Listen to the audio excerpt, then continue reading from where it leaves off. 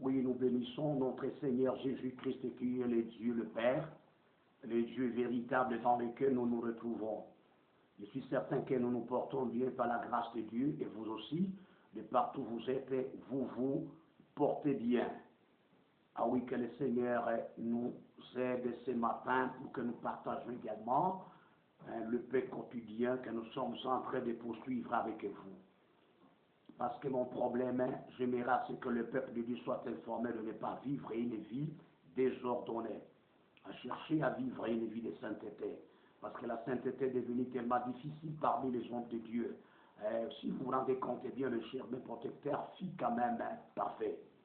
La Bible déclare ouvertement que le diable que vous appelez le diable, avant d'abord qu'il soit le diable, il était le chérubin protecteur. Il était parfait. Ben, la perfection est devenue difficile. À combien plus forte raison maintenant atteindre la dimension très basse spirituelle de Dieu? Ça pose maintenant un problème. On est devenu maintenant chrétien, tout simplement d'être chrétien, d'une manière illégale. Parce que les gens, beaucoup de gens se félicitent du nom de chrétien, mais ne sachant pas que la crainteté, ce qui fait le poids de la sainteté, et de la crainteté, c'est la sainteté. C'est ça la vie que nous devons nécessairement vivre, et c'est cela que le Seigneur nous veut. Il en a parlé également quand vous lisez Matthieu 5, le verset 48, qui est le dernier de tous les versets. Il dit que soyez parfaits comme votre Père céleste est parfait. C'est ce qu'il veut. La perfection, nous devons commencer à la vivre aussi longtemps que nous sommes sur la terre. Et non pas comme la plupart des gens veulent mentir aux gens pour dire que non, la sainteté sera parfaite quand nous serons au ciel. C'est les mensonges. La sainteté, la perfection doit être sur cette terre. Nous avons épinglé à ce qui concerne notre thème que nous avons, de partout où vous nous suivez, je pense que vous avez suivi quand même la première partie qui est le premier péché, appelé le péché qui ne donne pas la mort, parce que beaucoup de spectateurs, de spectatrices se posent des questions de savoir comment est-ce que c'est un péché qui ne donne pas la mort. Ça n'apporte pas la mort spirituelle tout comme la mort physique, parce que pourquoi? C'est un avant-péché. C'est un avant-péché. Avant que vous arriviez d'abord à tous les processus au péché. Donc c'est ça même le combat que vous avez. Quel qu'en soit, la plupart des gens vous disent c'est combattre contre les sorciers, mais avant d'abord de combattre les sorciers, vous devez d'abord combattre contre vous-même. Combattez contre le péché, qui en réalité veut de temps à autre pousser des racines en vous. C'est ça vivre la vie chrétienne, la vie qui mérite, la vie nécessaire. Voilà, vous avez suivi le processus. Quand nous avons pris quand même le dernier verset qui était au chapitre de Jacques, le chapitre c'était le chapitre 1, le verset 13 jusqu'au verset 15, que personne lorsqu'il est tenté ne dise c'est Dieu qui me tente. Car Dieu ne peut être tenté par le mal. Il ne tente lui-même personne. Dieu ne tente pas, mais Dieu éprouve. Là, ça serait dans les processus d'enseignement qui concernent le baptême, les baptêmes d'eau. Mais chacun est tenté quand il est attiré. Donc l'attirance qui commence. On doit être tenté, c'est pas que tu as ouvert des portes. C'est la raison pour laquelle la Bible nous dit en Éphésiens chapitre 4, le verset 27, qu'elle ne donne pas accès au diable, sinon il va te frapper. Mais chacun est tenté lorsqu'il est attiré et amorcé. De là vient une amorce. L'amorce est en train de crier. Et il t'attire à tout. Et il vous attire. Quand cette amorce-là, qui est comme le sifflet, qui est en train de siffler, donc il y a quelqu'un qui fait siffler cette amorce. Quand l'amorce donne son son, après quoi l'amorce veut t'attirer, il vous attire. Une fois il vous attire, alors la convoitise commence. La convoitise aussi, lorsqu'elle a conçu, elle a tendance maintenant de vouloir aller maintenant s'égayer à ce qu'elle voit. Après quoi la personne va chercher à aller découvrir ce qui est caché derrière. C'est ainsi qu'on est en train d'être pris. Ah, c'est ainsi, vous allez commettre maintenant un péché qui va vous amener à la mort spirituelle, tout comme la mort physique. Que Dieu vous bénisse. Parce que lorsque la convoitise, lorsqu'elle a conçu, lorsque maintenant toi, elle va maintenant produire les effets pour que tu y ailles consommer, pour que tu y ailles maintenant utiliser. Maintenant, ce que tu veux là, pour que tu y ailles maintenant appliquer ce que tu veux, c'est cela qui va produire maintenant le péché qui donne la mort. C'est pourquoi aujourd'hui, nous allons parler des péchés qui donnent maintenant la mort. Parce que nous avons dit qu'il existe 4 sortes de péchés. Le péché qui ne donne pas la mort, qui vient d'être explicité dans la première et seconde vidéo, intitulée 4 sortes de péchés. Le thème lui-même, c'est le cœur de l'homme est torturé par dessus tout. Et il est méchant. Qui peut le connaître? Le Seigneur répond lui-même, moi, je sonde le rein et j'éprouve nécessairement le cœur pour rendre à chacun selon ses voies, selon les œuvres de tout ce qu'il a posé. Oui, tu travailles dans une entreprise là où on te rémunère. Le Seigneur lui aussi rémunère d'une manière positive tout comme d'une manière négative. Quand tu as bien travaillé, donc tu auras ta rémunération. Mais quand tu as mal travaillé, tu seras motivé aussi négativement. Commençons maintenant le péché qui donne la mort. Nous prenons 1 Jean, le chapitre 5, le verset 16 et le verset 17, dont je vous ai fait lire dans le premier vidéo. Donc, c'est-à-dire les 2 premières vidéos là. Là où je vous ai fait lire ce passage biblique pour vous amener à dire que c'est un verset qui nous ouvre, qui en réalité nous fait connaître le péché qui ne donne pas la mort et qui nous ouvre également au second péché qui donne la mort. C'est ici maintenant que nous devons décortiquer ensemble avec vous. De partout où vous êtes, quand vous avez suivi ces vidéos-là et que vous vous retrouvez dans cette impasse-là, alors cherchez à ce que maintenant tu confesses devant le Seigneur, que le Seigneur te pardonne et que tu commences à vivre la bonne vie.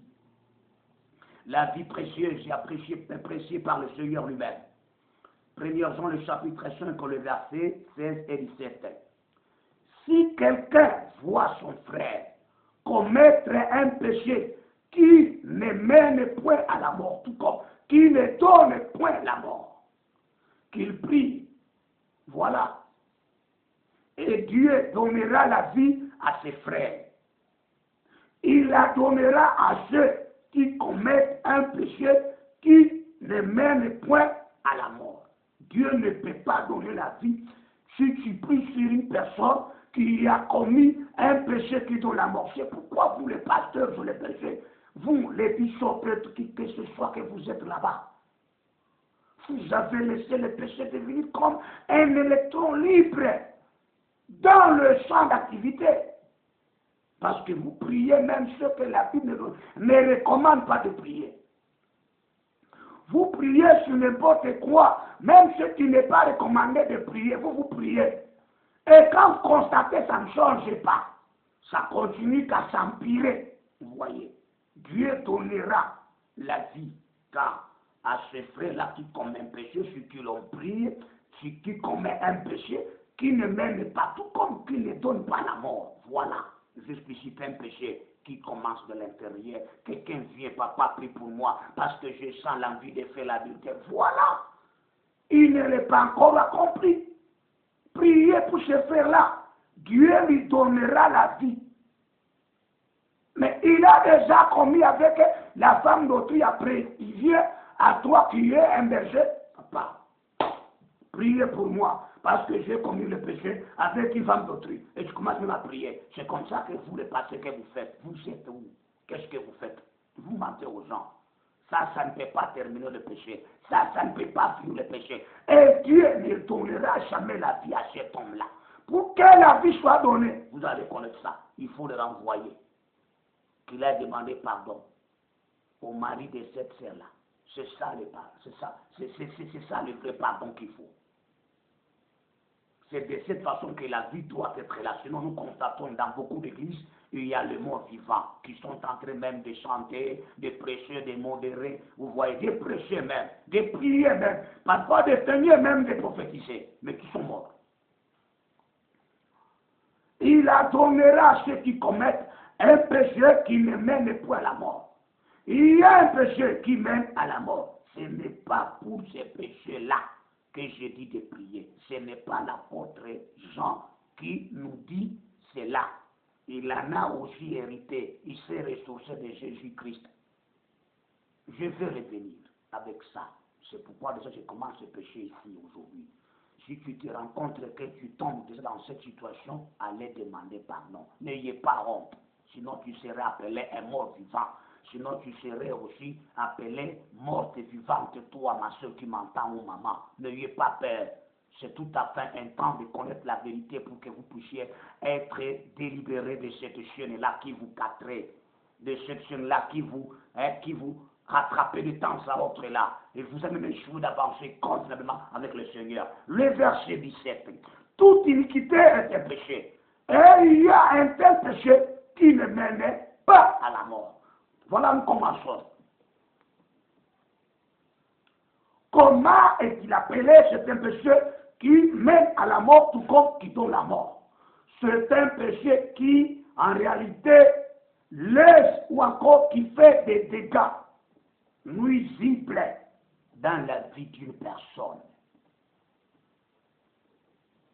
C'est un péché qui laisse le sang des morts vivants.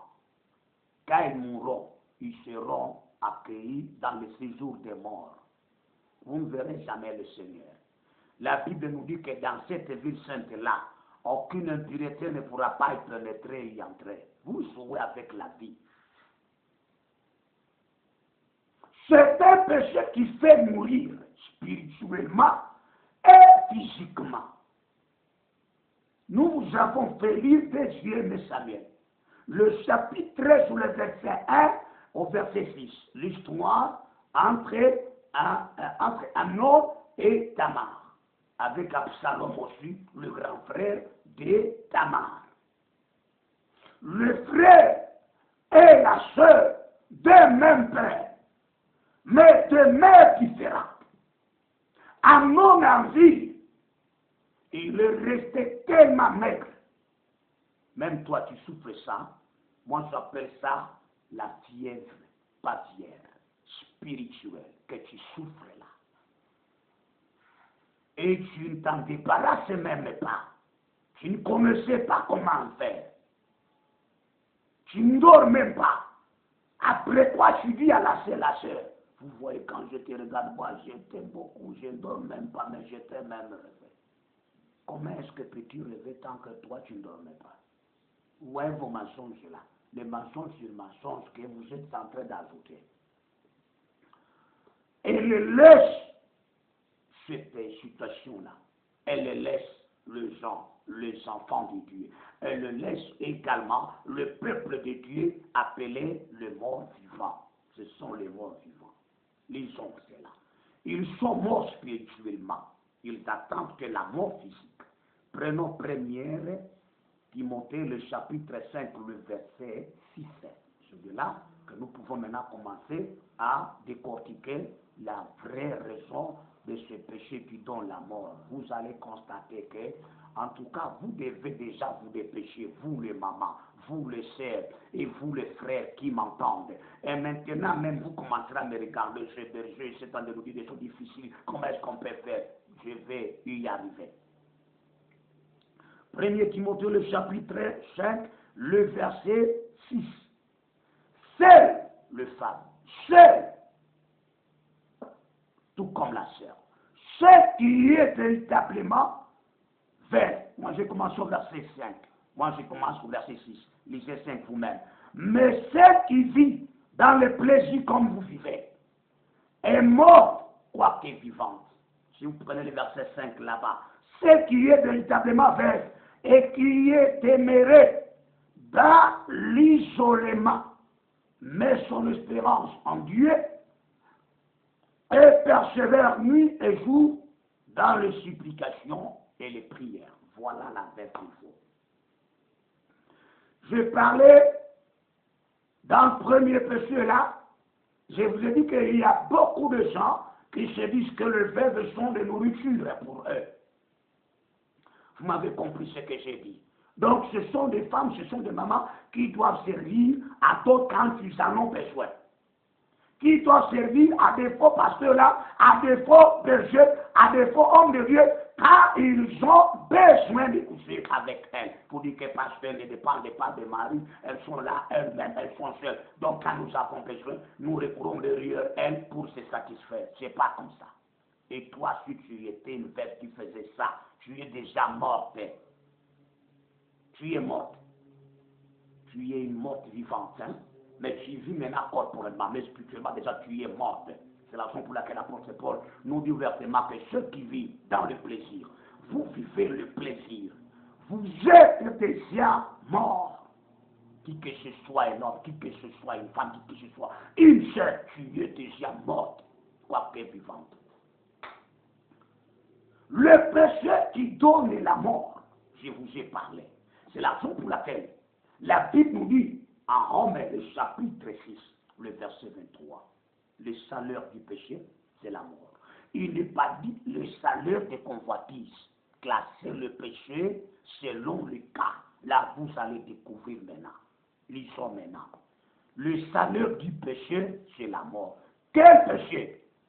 Le péché qui donne la mort, là. Son salaire, c'est la mort. Quelle mort? La mort spirituelle. Comme cette mort spirituelle va finir à t'amener maintenant à la mort physique, à la mort corporelle. Combien de gens déjà qui sont morts? Lisons. Il dit ceci. Romains chapitre 6, le verset 23. C'est un verset connu par beaucoup de serviteurs. Mais il presse ce verset sans pour autant connaître. D'accord. Car le salaire du péché, parce que Dieu en Jérémie 17, il a dit que je viens payer des gens selon leur voie, selon leur voie, selon les œuvres. Car le salaire du péché, c'est la mort. Peut-être la mort spirituelle tout comme la mort physique. Mais le don gratuit de Dieu, c'est la vie éternelle en Jésus-Christ notre Seigneur. Oui, la Bible ne dit pas que la convoitise, que le salaire de la convoitise, c'est la mort. Non, non, non. Parce que la convoitise, elle est là seule. Elle est là en toi-même. Toi qui connais ce que tu fais là, ce n'est pas encore, mais elle t'amène vers la mort. D'abord, elle t'amène à commettre le péché, qui ne donne pas la mort, qui ne t'amène pas à la mort. Mais aussi longtemps que tu développes cela, de ton sort, c'est comme un homme quand tu vois comme ça, il ne s'est mal porté avec le passé là, le sait à l'œil, la personne commence à analyser sur tous les mollets. Et maman, comment ça bien porter? Hein? Sinon, déjà tu as tué beaucoup de gens. Tu sais ça? Je connais ça. La chair. Porte bien.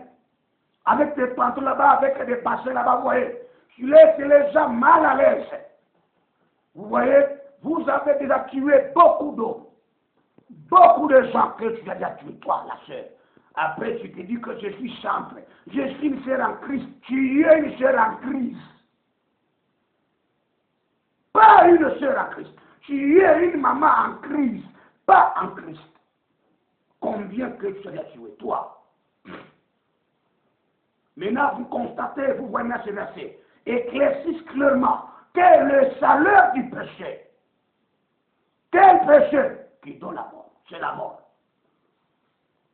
Ça provoque maintenant la mort. Vous avez entendu, lorsque la convoitise qu'elle a conçue, elle enfante le péché. Le péché maintenant de la mort, mais le péché qui amène la mort, maintenant amène directement, conduit directement vers la mort. Beaucoup sont ceux-là des gens qui sont morts. Beaucoup sont ceux-là des gens qui sont morts. Les morts vivants. Retournons maintenant dans notre livre toujours de Jeune Samuel pour maintenant vous rendre compte qu'est-ce qui est arrivé à Amnon après avoir eu la convoitise a fini par être conçue. Après avoir que la convoitise qu'elle a conçue, elle a enfanté le péché. Et le péché a amené Amnon à la mort. C'était la loi. Vous devez comprendre que quiconque aurait fait cela, vous voyez quelqu'un qui veut coucher avec sa propre sœur. Or que par que dit la loi? La loi dit d'exterminer, même si David aurait fermé les yeux. Alors je reviens maintenant pour que nous puissions quand même connaître. Livre en 2 Samuel, le chapitre 13 est là-bas. Nous allons commencer maintenant au verset 11 jusqu'au verset 14. Vous allez vous rendre compte que voilà ce qui est arrivé à Absalom, à Amnon plutôt. Il dit ceci. Comme elle lui présentait, n'est-ce pas, c'est sur les gâteaux. Je vous ai parlé que ce n'est pas les gâteaux qui sont sur les gâteaux là. Il ne cherchait pas le deux gâteaux. Il cherchait les gâteaux qui étaient entre les jambes de la femme. Vous savez bien ces gâteaux-là.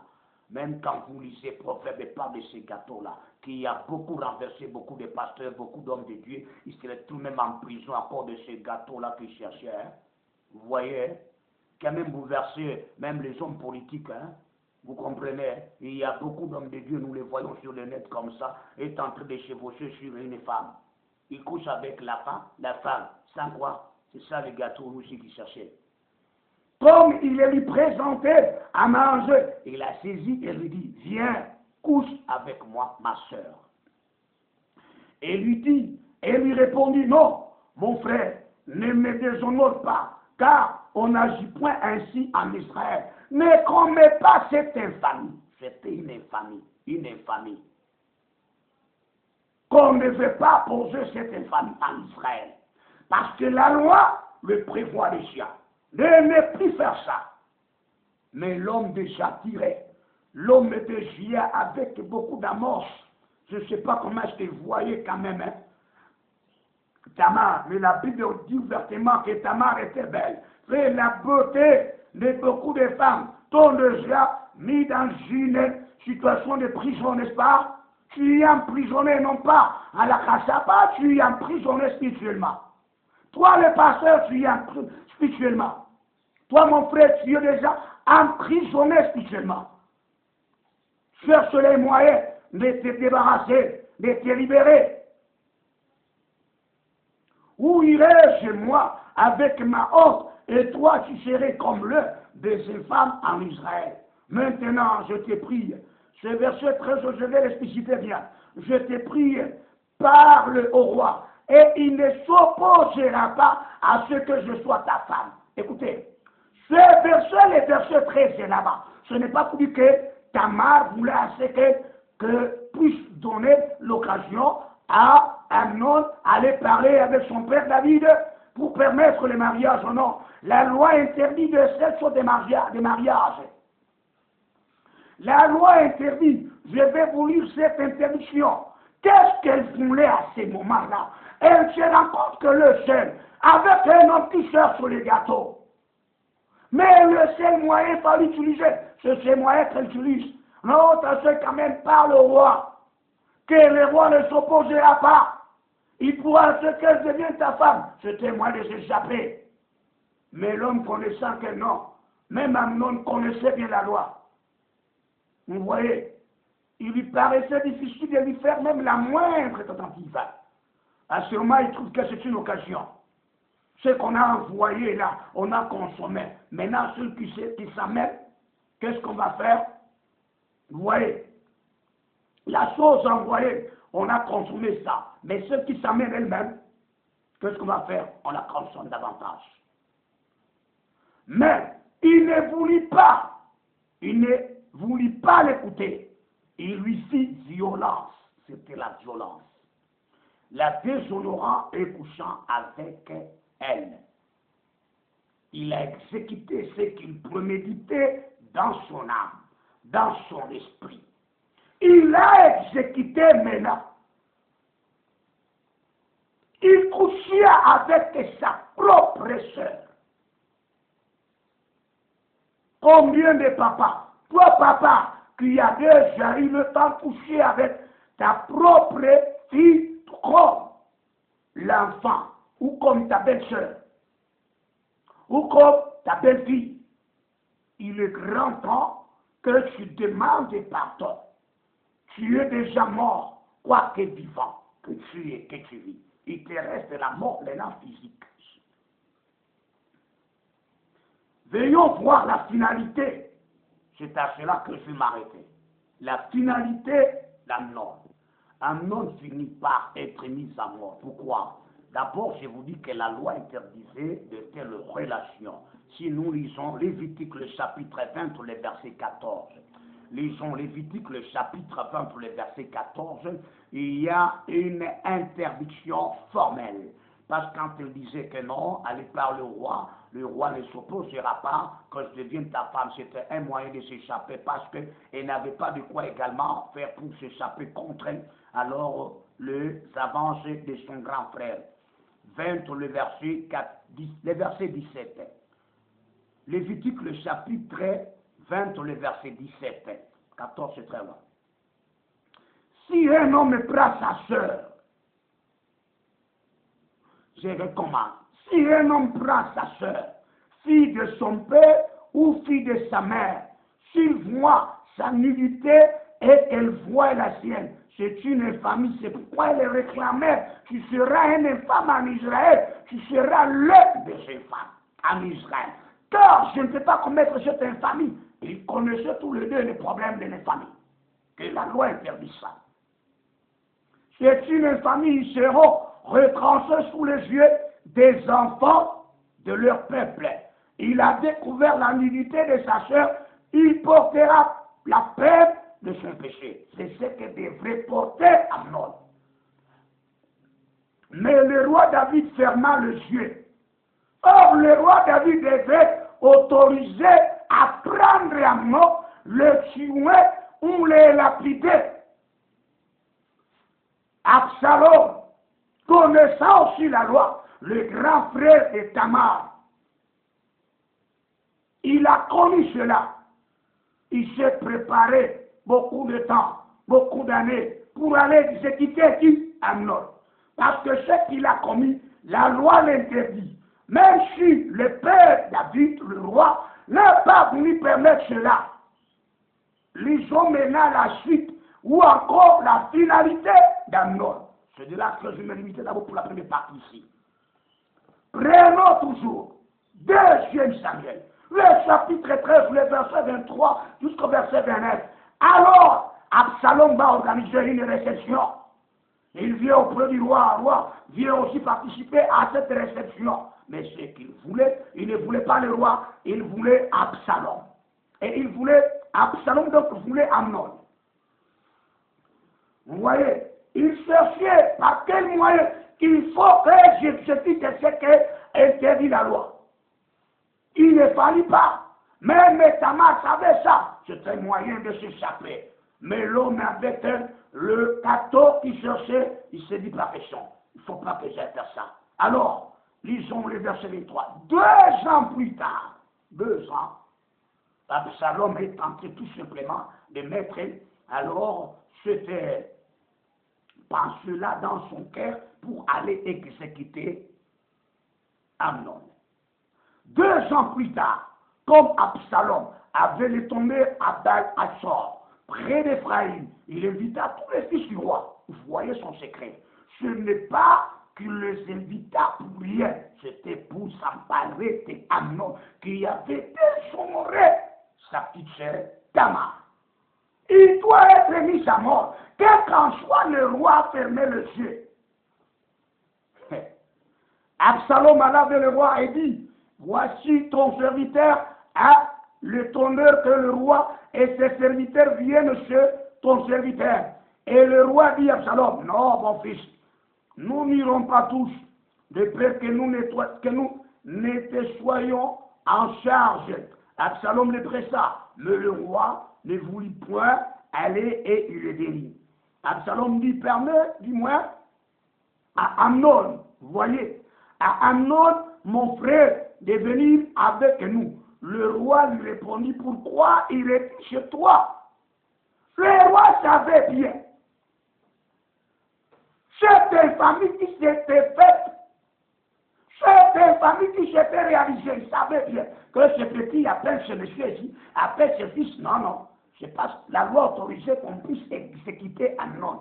Mais Amnon a été tout simplement couvert par le roi. Mais Absalom doit tenir rigueur à la loi. Sur les instants d'Absalom, le roi laissa aller avec lui Amnon et tous ses fils. Écoutez le verset 28. Absalom donna cet ordre à ses serviteurs, faites attention. Quand le cœur d'Amnon sera égayé, il ne voit pas tous les enfants là-bas d'autres. Il ne voit pas tous les fils du roi. C'est sur Amnon. Pourquoi? Pour se venger contre la violence qu'il aurait faite sur la petite sœur d'Absalom. Et que la loi et que la justice n'étaient pas rendues. Il fallait qu'Absalom rende la justice. C'est ça la vraie justice. Dieu était content pour ça. Voilà, faites attention. Quand le cœur d'Amnon sera égayé par le vin, et que je vous dirai, frappez Amnon, alors tuez-les, ne craignez point. N'est-ce pas moi qui vous l'ordonne? Soyez fermes et montrez du courage. Le verset 29. Les serviteurs d'Absalom prêtèrent Amnon comme Absalom l'avait ordonné. Et tous les fils du roi se levèrent, montèrent chacun sur son îlet et s'enfuirent. Vous voyez le péché qui fait quoi? Qui mène vers la mort, qui donne la mort. Ça commence par l'envie, la convoitise. Après quoi, tu quittes ce que tu convoitais. Attends-toi maintenant à la réalisation de quoi? De mourir. Merci beaucoup. C'était le berger Seba Ilunga Dadi qui vous a nécessairement présenté le second péché. C'est ça l'introduction. Nous allons entrer encore dans la profondeur pour connaître en tout cas les conséquences de ces péchés. Nous vous invitons de vous abonner massivement sur la chaîne intitulée Berger Seba Ilunga Dadi. Vous serez édifiés et vous serez recadrés. Et vous serez quand même digne d'être appelé un serviteur de Dieu. Pourquoi? Parce que vous saurez les secrets. Parce que la puissance du diable est derrière le péché. La faiblesse du diable est derrière la sainteté. Aussi longtemps que le peuple de Dieu ne vit pas la sainteté, vous êtes affaiblis. Vous êtes sous pression du diable. C'est la raison pour laquelle l'Église a perdu même sa force. On voit l'Église devenir comme une église païenne, comme des sectes. Or que pas dans une, parfois vide dans un village. Quand tu y avais une église, tout le monde s'est référé toujours à l'église, tout le monde voulait toujours trouver des solutions à l'église. Mais aujourd'hui, ça devient honteux. Ce sont des hommes de Dieu qui, en réalité, écoutent tout simplement de lire le jupon. Ça nous fait honte tellement. Quand nous voyons, vous qui étiez des serviteurs de Dieu, vous êtes en train de monter sur elles. Vous êtes en train de monter sur les filles. Pourquoi? Parce que vous cherchez des forces et parce que vous êtes dans la politique. Vous cherchez des pouvoirs politiques. Laissez maintenant le travail de Dieu à des serviteurs de Dieu. Il est temps maintenant que vous vous abonnez.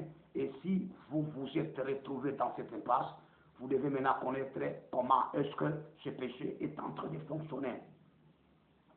C'est pourquoi déjà, une fois vous l'avez commis, vous avez été mort spirituellement. Maintenant, ce qui vous attend, c'est mourir également, corporellement, physiquement. Que Dieu vous bénisse de partout où vous suivez. Amen.